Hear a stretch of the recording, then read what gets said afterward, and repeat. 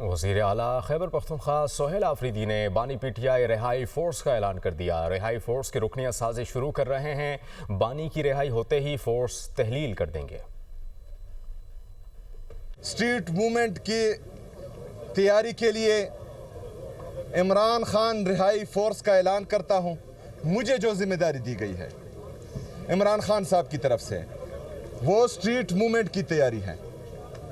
और street movement की तैयारी अल्हम्दुलिल्लाह जिस तरह पूरे पाकिस्तान में हम कर रहे हैं और जिस तरह लोग मोबिलाइज हो रहे हैं, ये आप सब ने देखा और आप सब के इल्म में है।